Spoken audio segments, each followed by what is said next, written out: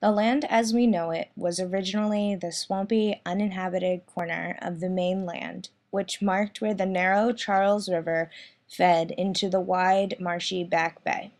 It was part of the colonial settlement of Boston until 1705, when incorporated as the independent town of Brookline. An 1821 map shows the Great Dam Brighton Road, now Brighton Avenue and Commonwealth Avenue, and Punch Bowl Road, now Brookline Avenue, intersecting here, which was now connected to the mainland to the west. Beacon Street was laid out in 1850, intersecting the Avenue Street, now the Alston portion of Commonwealth Avenue, Mill Dam Road, now Brookline Avenue, and Western Avenue, a road traversing the Back Bay Mill Dam in approximately the modern location of Beacon Street.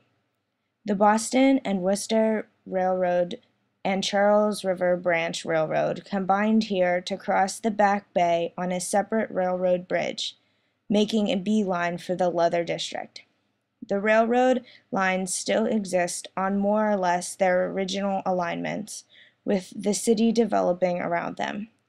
Minor adjustments have been made for the construction of South Station, what is now the MBTA Green Line, and the Massachusetts Turnpike. Even as late as 1880, it was only sparsely developed.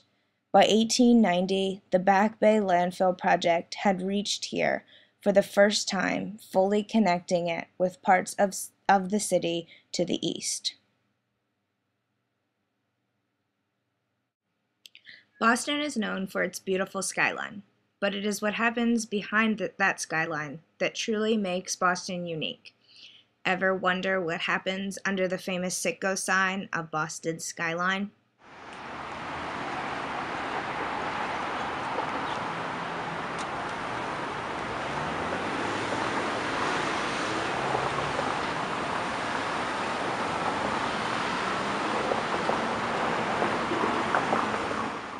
The flashing Citgo sign houses a very interactive site.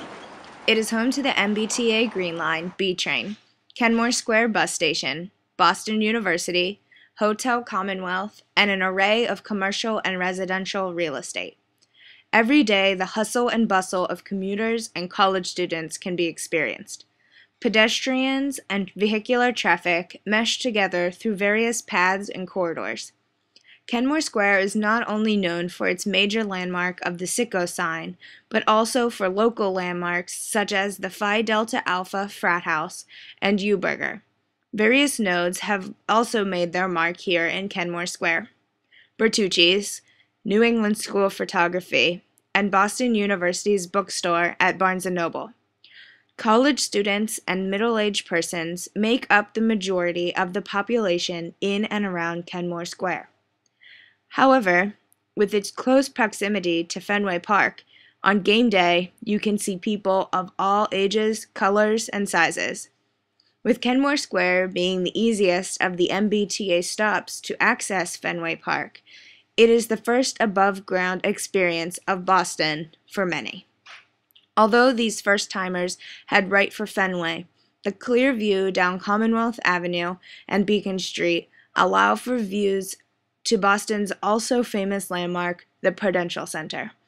When the sun goes down, Kenmore Square does not die.